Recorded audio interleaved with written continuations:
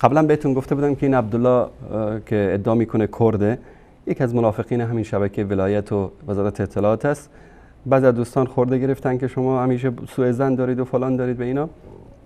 بعد از همون برنامه‌ای که به خاطر کردها گذاشته بودن، کلیپی رو پخش کردن که گویا من توهین کرده باشم به ملت کرد. همون کلیپی که خودشون درست کردن و تو صفحه اجتماعی پخش کردن در فیسبوک و اینجا، و ما اصل کلیپ رو نشون دادیم. دوباره برگشته بعد از 1 سال از پخش اون کلیپ دوباره همون دروغ رو دوباره تکرار میکنه ابوالقاسمی شبکه ولایت و ادعا میکنه که ما وقتی که جواب دادیم دوباره توهین کردیم. اولا قضیه که عبدالله از کردستان اومد در موردش صحبت کرد در مورد ملت کرد نبود. من تحدی میکنم که یک کلیپ بیارن که قضیه نکاح محارم و اینا، من گفته باشم که قبل از اسلام کردها فقط این مطلب در بینشون بوده یا این مسئله وجود داشته. کلا در ایران قبل از اسلام هیچ انسان عاقلی این کار نمیکنه غیر از یک احمق جاهل که دیگه از تاریخ خبر نباشه اینو میاد انکار میکنه. قبل از اسلام از نکاح محارم بدتر بود در دین زردشتی، با اون پرستیدن غیر الله، آتش پرستی، بالاتر از پرستیدن، بالاتر از شرک، بالاتر از کفر دیگه گناهی نیست. حالا یک نفری مثلا مشرک باشه، ما بیایم بگیم که آقا این آدم دزدی کرده، زنا کرده، فلان کرده، علان کرده، بابا این اصلا مشرکه. تو اومدی میگی که والا این گناه کرده، زنا کرده. بالاترین گناه همون شرک و کفری است که داره. این آقا اومد توی برنامه، خب اینا همه تنظیم شده است تو وزارت اطلاعات. تو یکی از خیابان‌های تهران ما آدرس دقیق داریم، 16 نفر رو اونجا سازمان تبلیغات اسلامی وظیفه‌شون چیه؟ جلوی هر کدام یک تلفنی گذاشتن، فقط موقع برنامه به شبکه‌ها زنگ بزنن و دروغ بگن و خلاص فحش بدن و شبهه پخش بکنن و پارازیت پخش بکنن. کارشون همینه. اینا حقوق میگیرن. دقیقاً وقت برنامه زنده شبکه‌های توحیدی، اینا از سازمان تبلیغات اسلامی در تهران 16 نفر تعدادشون و اینا حقوق میگیرن از طرف دولت فقط به خاطر پخش پارازیت به اسمای مختلف، احمد و محمود و رضا و تقی و علی و نقی که دیگه شما بعضیاشون رو میشناسید که تو هر برنامه زنگ میزنن. یکیش هم همین عبدالله خودمون. این آقا اومد زنگ زد گفت که با من چطور من قبول بکنم که یک کرد قبل از اسلام این کارو میکرده. من گفتم آقا این یک واقعیته، مسئله تاریخی است، ربطی به کرد و غیر کرد نداره. کلیپ کاملم شما بارها دیدید صحبت کردن. در عرب جاهلیت بدتر از اینا وجود داشت.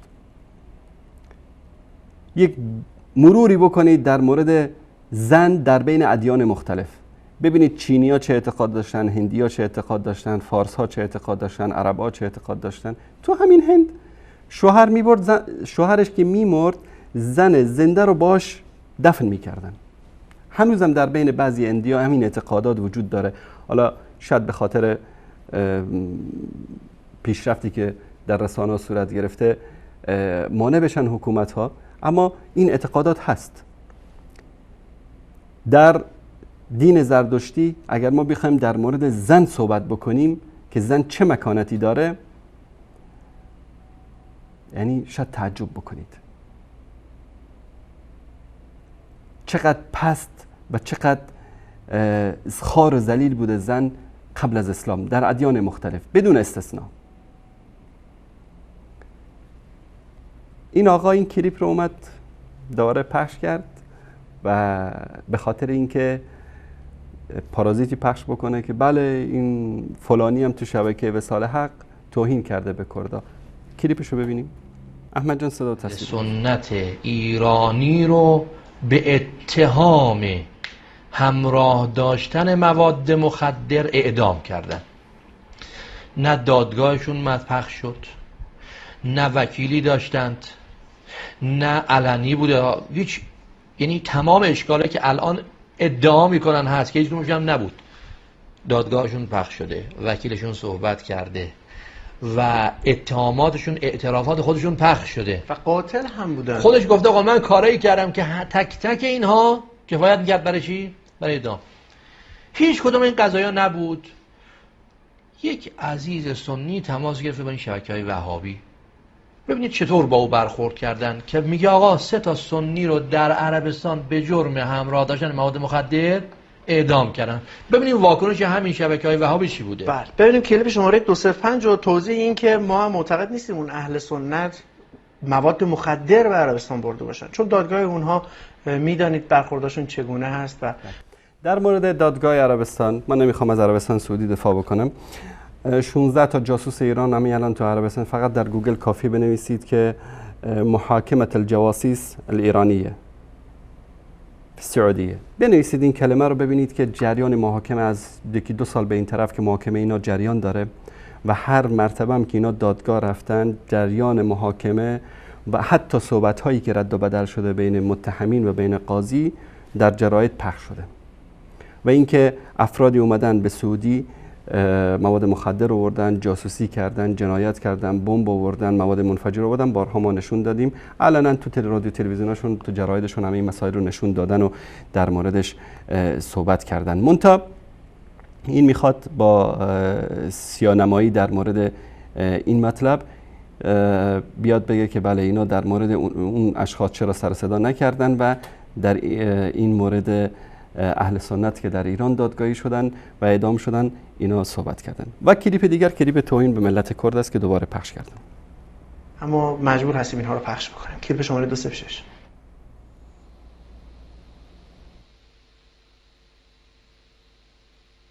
چطوری یک کرد باورش میشه در گذشته خواهرش با برادرش ازدواج کرده؟ این حرف من نبوده، حرف بیننده بوده که چطور یک کرد باورش میشه که این کلا موضوع در مورد کل ایران بوده، کل دین زردشتی قبل از اسلام بوده و ربطی هم تنها به ملت کرد نداشته. این حقیقت عزیزم. آقا عبدالله عزیز، ببینید شما میخواید تاریخ این کار بکنید. آقا عبدالله یک کمی در مورد دین برید مطالعه بکنید.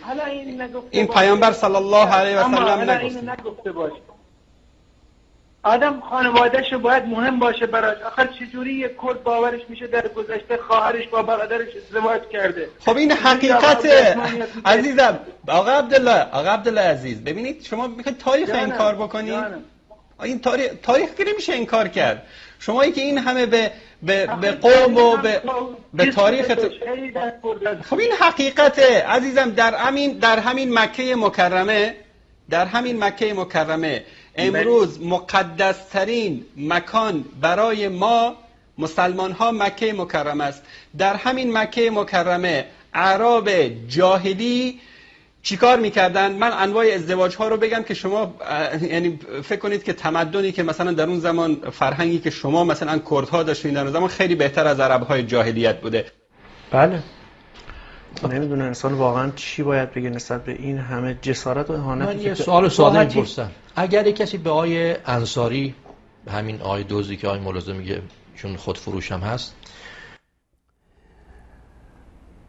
این کلیپ بود که دوباره پخش کردن در مورد کردا. اما در مورد خودفروشی من با آقای ابوالقاسمی نصیحت میکنم یک سری به خونش بزنه، از همسرش و خواهر و مادرش اطلاع داشته باشه از وضعیتشون، چون که خودفروشی در کنار قبر حضرت معصومه زنها و دخترها و همسرای شما آخونده هستن که اونجا خودفروشی میکنن.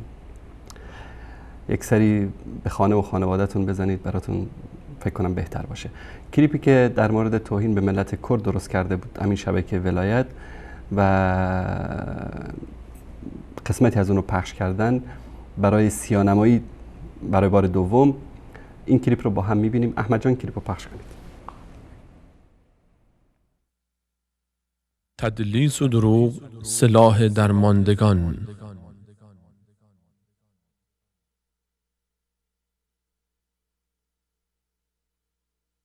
چجوری یک کرد باورش میشه در گذشته خواهرش با برادرش ازدواج کرده؟ خب این حقیقت عزیزم. آقا عبدالله عزیز، ببینید شما میخواید تاریخ این کار بکنید. خدا هرچه تاریخ داریم که پر از فجایع، پر از ظلم، پر از نکاح محارم خدا در دنیا و آخرت لعنت بکنه. اونایی که شما بهش مینازین اونا سنگ‌های جهنم هستن، امروز در جهنم دارن میسوزن. دور بندازیم این تاریخو. اولین نجات پرست تاریخ بشریت ابلیس بود. پس کسی که تعصب داره شاگرد ابلیس است. همین کردها نجات پرست هستن، به قومشون، به زمینشون، به مملکتشون، به مرزهاشون، به زبانشون مینازن، تعصب دارن. در ایران میبینیم که همون افکار پوسیده کمونیستی هنوز هم متاسفانه در بین کردها که هنوز هم دارن همون شعارهای پوسیده کمونیستی رو میدن. بندازید دور که این حرفای گندیده است، بوی گند ازش میاد. تدلیس و دروغ سلاح درماندگان. چجوری یک کرد باورش میشه در گذشته خواهرش با برادرش ازدواج کرده؟ خب این حقیقته عزیزم. آقا عبدالله عزیز، ببینید شما میخواید تاریخ این کار بکنید. آقا عبدالله یک کمی در مورد دین برید مطالعه بکنید. این پیامبر صلی الله علیه و سلم نگفته باشه.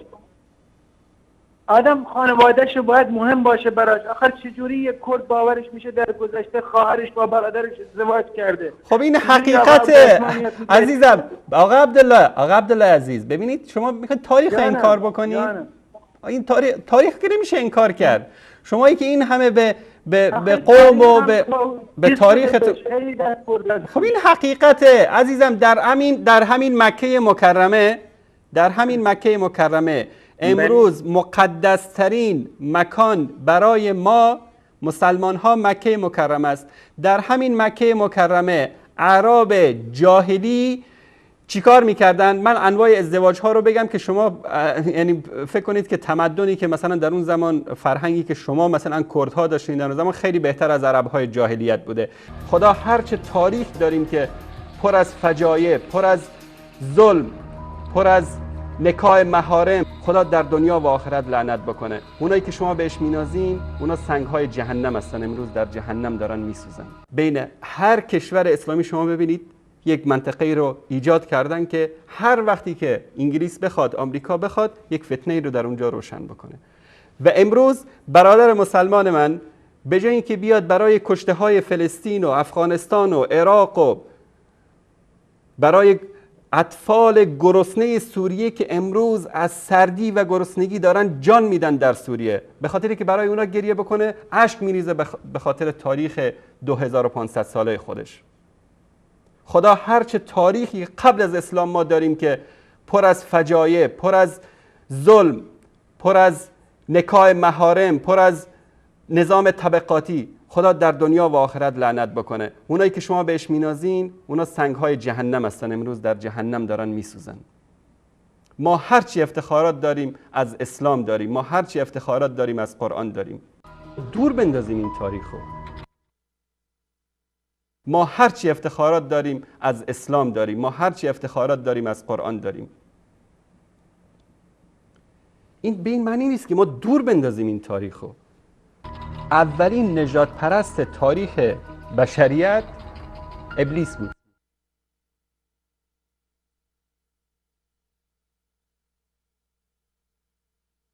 الله سبحانه و تعالی گفت که ما منعک الا تسجد اذا امرتک. چه چیز مانع شد که تو سجده نکردی وقتی که تو را امر کردم؟ قال انا خیر منه. ابلیس چی گفت؟ من بهتر هستم از آدم. خلقتنی من نار و خلقته من طین. من را از آتش آفریدی، او را از خاک آفریدی، پس من از او بهتر هستم. اولین نجات پرست تاریخ بشریت ابلیس بود. پس کسی که تعصب داره شاگرد ابلیس است.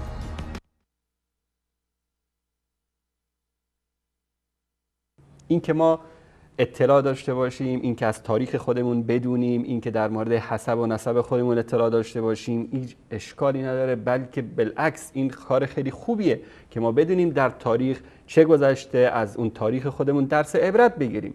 اما اگر تعصب مطرح شد که ما تعصب داشته باشیم، پس کسی که تعصب داره شاگرد ابلیس است.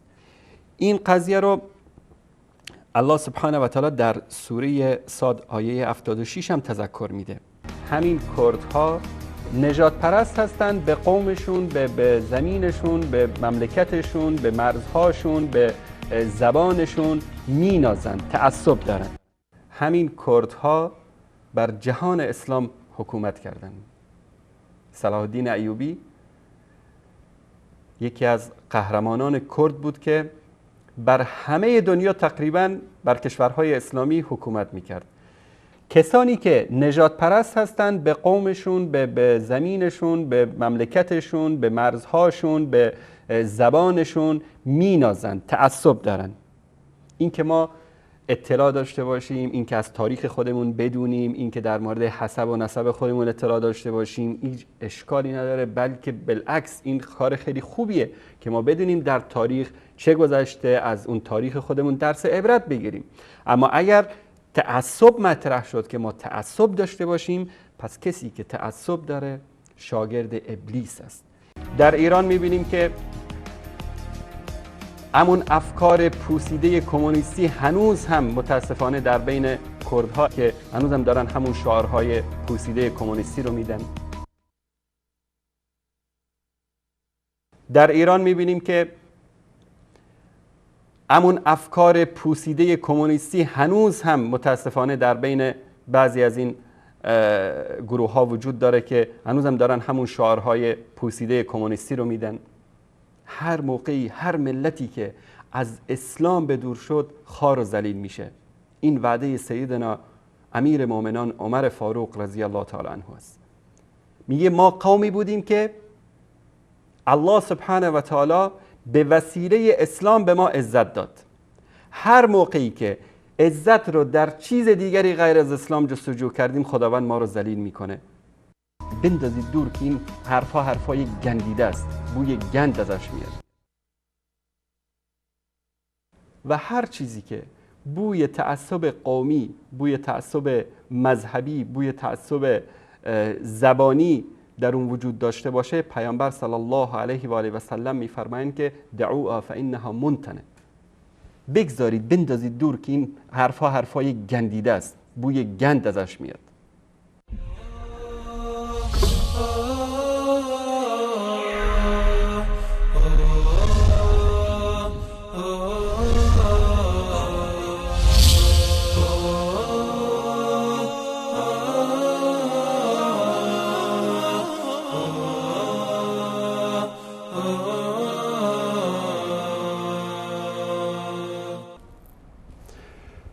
با سلام دوباره خدمت بینندگان عزیز و گرامی. این بود حقیقت کلیپی که پخش کرده بودن. این کلیپو کی پخش کردن؟ کی درست کردن این کلیپو؟ جالبه بدونید که 6 ماه برنامه آن روی سکه رو اینها نشستن، در برنامه مختلف تماس گرفتن، صداها رو از جای مختلف گرفتن. اون جایی هم که تصویر گذاشتن به خاطر اینکه کسی متوجه نشه که قطع و برید شده کلیپا. به هر صورت این حقیقتی بود که ما در مورد صحبت کرده بودیم. اما اینها نجات پرستن، آخوندها. نظرشون در مورد کردها چیست؟ من این از کتاب‌های معتبرشون هست، علل الشرایع از شیخ کذوبشون که بهش میگن شیخ صدوق. علل الشرایع جلد 1 و 2 شناسنامش در صفحه 515 باب کراهیت همنشینی با اکراد، باب 310 میگه که از ابو عبدالله امام جعفر صادق رئیس مذهب به اصطلاح خودشون، فقلت له ان عندنا اقواما من الاکراد یجوننا بالبی و نبایعهم، تعدادی از قومی از اکراد پیشمون میان از کردها، با اونا خرید و فروش میکنیم. فقال یا ربی لا تخالطهم فان الاکراد حی من الجن کشف الله عنهم الغطاء فلا تخالطهم. ای ربی، این کردها یک گروهی از جنها هستند که الله سبحانه و تعالی پرده از اینها برداشته، با اینها همنشینی نکن. روایت دوم همچنین از ابو عبدالله امام جعفر صادق ان عندنا قوم من الاکراد و انهم لا یزالون یجوننا بالبی فنخالطهم و نبایعهم فقال یا ابا ربی لا تخالطهم فان الاکراد من الجن کشف الله عنهم الغطاء فلا تخالطهم. امام جعفر صادق به ربی میگن که با اکراد به اصطلاح همنشینی نکنید که اینها گروهی از جن هستن که پرده از اونها رو الله سبحانه و تعالی برداشته، با اونها همنشینی نکنید. این نظر مذهب شیعه است در مورد جن و اینکه کردها قومی از جن ها هستند. به خاطر همین 21 جوان کرد را اعدام کردن، چون 21 جن اعدام کردن دیگه، در حقیقت طبق مذهبشون اهمیتی هم براشون نداره. در مورد بقیه اقوام در کتاب کافی، فروع کافی جلد 5 شناسنامش، اینجا در مورد صفحه 219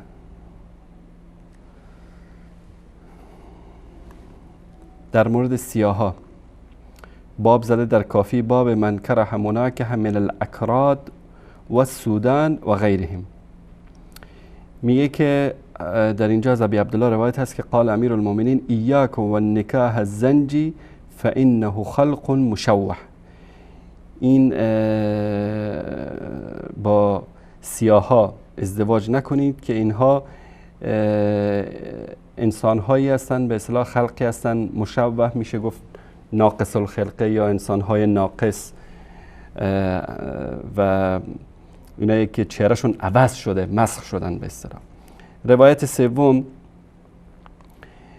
از ابی عبدالله امام جعفر صادق در این باب در مورد اکراد و سودان و غیره است. گفته که لا تناکحوا الزنج، با سیاها نکاح نکنید، بل خزر فإن لهم ارحاما تدل على غیر الوفا، با سیاها و اهل خزر ازدواج نکنید که اینها رحمهاشون اهل وفا نیستن. یعنی چی؟ یعنی زنهاشون زناکارن والعیاذ بالله. یعنی عمده دیگه همه رو متهم میکنن اینا. گاهی پرسیدید چرا این آخوندا این چیزا رو تو کتاباشون زیاد مینویسن؟ از بس که این چیزا تو بین خودشون و خانواده‌هاشون و زنهاشون اینا هست و کسی به کسی اعتماد نداره در دین آخوندیسم. کسی نمیدونه که زنش با کی متعه کرده، دخترش با کی رفته سیغه کرده، چون این تصویر ذهنی که از خودشون دارن رو منعکس کردن در کتابهاشون. بعد از اون و همچنین والهندو، اهل هند، و سندو، اهل سند، والقندو، این قند یعنی قندهار، لیس فیهم نجیب. یعنی چی؟ یعنی اینا حرامزاده هستن، نجیب نیستن. الان شما حساب کنید، لا تناکحوا الزنج، سیاها، کل قاره آفریقا الا آفریقای شمالی که تعدادی سفید پوست هستن، بل خزر، اهل خزر، والهند 800 و چند میلیون، و سند 200 و چند میلیون پاکستانی، والقند، چون قندار اون موقع پایتخت افغانستان بوده، همه افغانستان، اینها همه حرامزاده هستند طبق کتاب آقای کافی کلینی والعیاذ بالله. کی رو گذاشتن سالم؟ اینا نجات پرست نیستن. کیا هستن؟ تنها به کردا توهین نکردن، اینا دشمن همه بشریت هستن. هم سیاه، هم اهل خزر، هم هند، هم سند، هم قندار، اینا نجیب نیستن. و ارحام، رحمهای زنهای اینها دلالت میکنه به عدم وفا. یعنی چی؟ یعنی به شوهراشون خیانت میکنن. اینا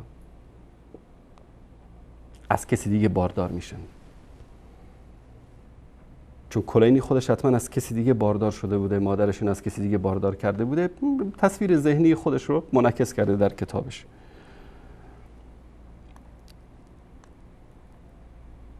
و واقعا مطالبی هست در کتاب اینو که آدم خجالت میکشه اینها رو نشون بده. در مورد فارس ها این داد میزنید آی ما فارس ها تاریخ و فلان و الان.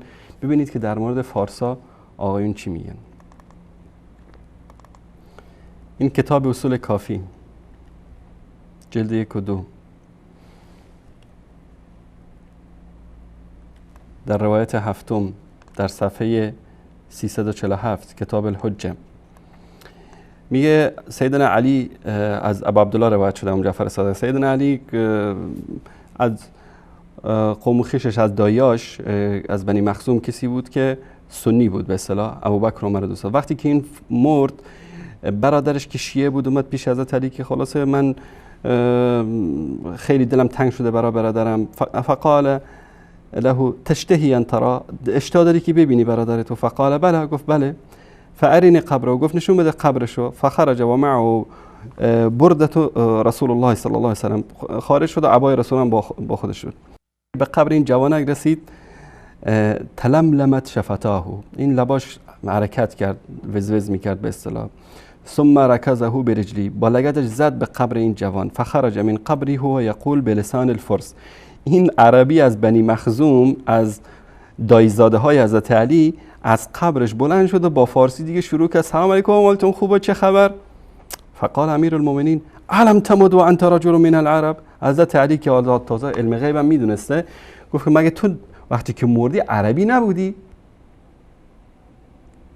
از بنی مخزوم، از قریش، از قبیله خالد بن ولید، از دایزادای حضرت علی عربی بوده، مرده، از قبر که زندهش میکنه حضرت علی شروع میکنه به فارسی سلام علیکم، خسته نباشید، حال شما خوبه؟ قال بله، گفت که چرا؟ من عرب بودم که مردم. بلا کنا متنا علی سنت فلان و فلان، ما پیرو ابوبکر و عمر بودیم، فانقلب السنتنا، زبانمون عوض کردن. این روایت هفتم در کتاب آقای کافی. مازندرانی اینها اومده این روایت رو شرح داده، شرح آقای مازندرانی در شرح کتاب کافی، الکافی الاصول و راده، این آقای مولا محمد صالح مازندرانی اومده اینو شرح داده. در شرح این روایت رو که در اینجا آورده که بلا ولکن متنا علی سنت فلان و فلان فانقلب السنتنا، در اینجا آورده میگه قوله فانقلب السنتنا، الظاهر، ظاهر اینه که اهل النار یتکلمون كلهم بلسان الفرس، جهنمی ها همه فارسی صحبت میکنن، فارسی زبانن، و این کانوا عربیان، ولو این که عرب باشن، و اهل الجنه یتکلمون بلغت العرب و این کانوا من اهل الفرس، و کسایی که وارد جنت میشن عربی صحبت میکنن ولو این که فارسی زبان باشن.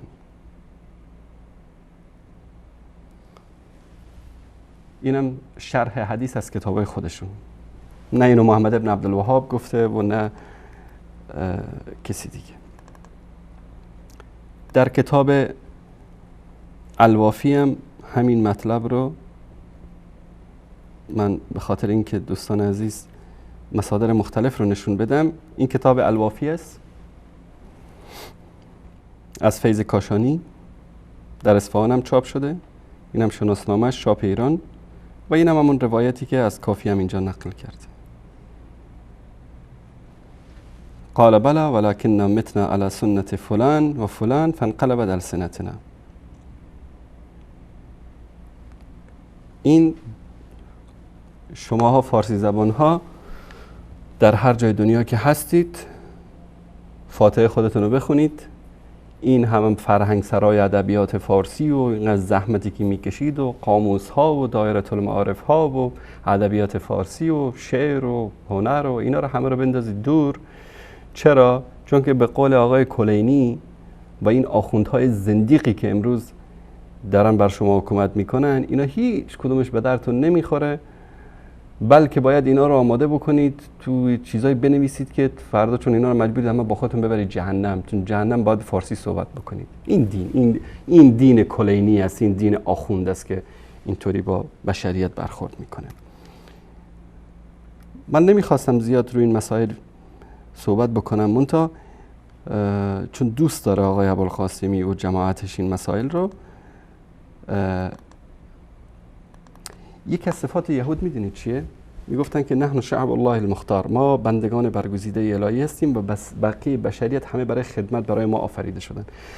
چون اصل اینا عبدالله ابن سبع یهودی از دقیقاً همین اعتقاد رو هم کاپی کردن در دینشون. کتاب الاصول من الکافی در کتاب فضل العلم جلد 1 صفحه 34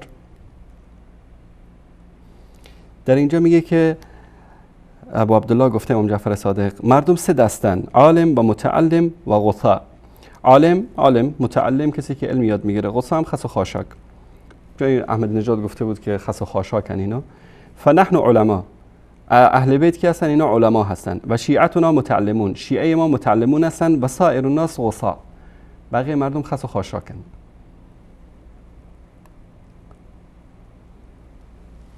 سبحان الله. این نجات پرستی دین تشیع رو نشون میده که چطور برخورد میکنن با غیره.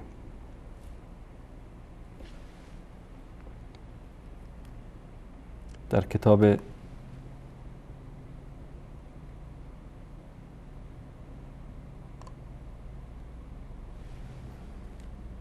والله مطالبی هست در این کتاب اینها که آدم خجالت میکشه اینجا در تلویزیون نشون بده در مورد نجات پرستی هایی که اینها دارن در کتاب هاشون.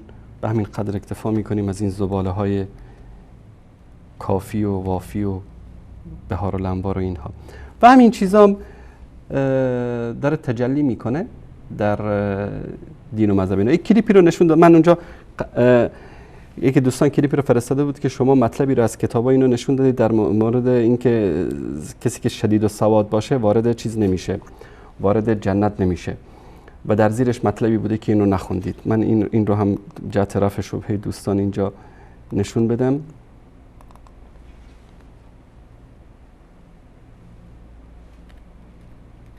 این کتاب الخصال با ابن بابوی قمی صفحه بعدش در اینجا مطلبی رو آورده: لا يدخل الجنة مدمن الخمر ولا سکیر ولا عاق ولا شدید السواد. وارد جنت نمیشه شرابخور، کسی که همیشه خمار است، و عاق والدین و کسی که زیاد سیاه باشه. و در اینجا اومده قال مصنف هذا الكتاب یعنی بشدید السواد الذي لا يبيز شيء من شعر راسه ولا من شعر لحيته ما كبر السن و يسمى الغریب. اینجا گفته که این مصنف اینجا اومده اینو حالا ماسمالی بکنه که در اینجا این که گفته سیاه، کسی که زیاد سیاه باشه وارد جنت نمیشه، منظورش اینه که ریش و موی سرش سفید نشه، سنش بالا رفته باشه اما ریشش و سرش. این لفظ حدیث نیست، این ماسمالی آقای ابن بابوی قمی است که در اینجا آورده. با اون روایتی که از کافی نشون دادیم که در مورد اکراد و در مورد زنج سیاها و اهل سودان، چون سودان که وقتی گفته میشه در اون زمان سودان کل آفریقا تقریبا بهش میگفتن سودان، این نیجریه و سودان فعلی و لیبی و زنجبار و سنگال و مدغشقر و این کل این کشورها رو همه رو بهش میگفتن سودان. این دردی رو دوا نمیکنه که این آورده بودن سر صدا کرده بودن بله آقا این پایینش رو نخوندید شما، پایینش هم براتون خوندیم. آقای ابن بابوی قمی اومده ماسمالی بکنه این روایتتون رو، اما در جای دیگه فراموش کردن که در کافی از این بدترش وجود داره که غیر از خودشون رو متهم میکنن به حرامزاده بودن.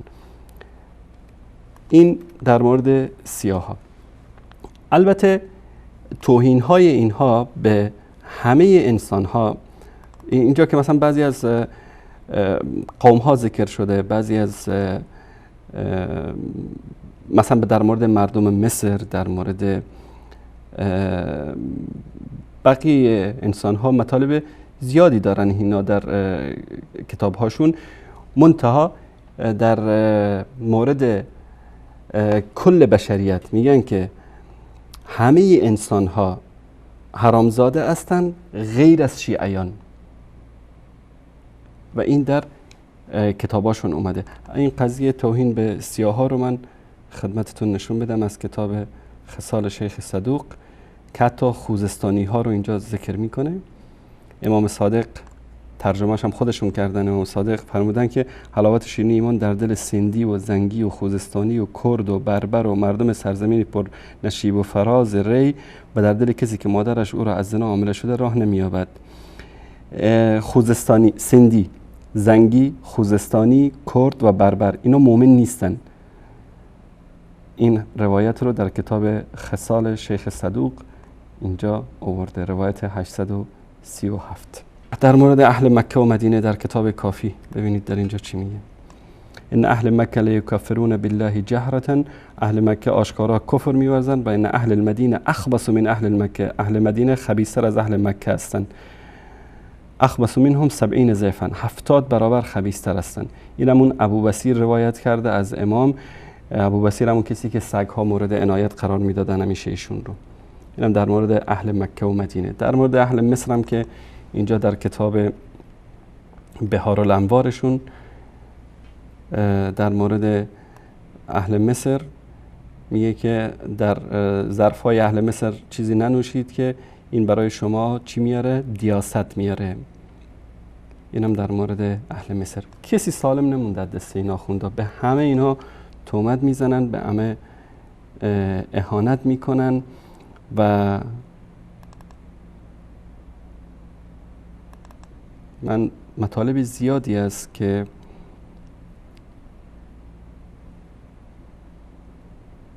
واقعا یعنی آدم خجالت میکشه این مسائل رو نشون بده. علی کل حال به همین قدر اکتفا میکنیم.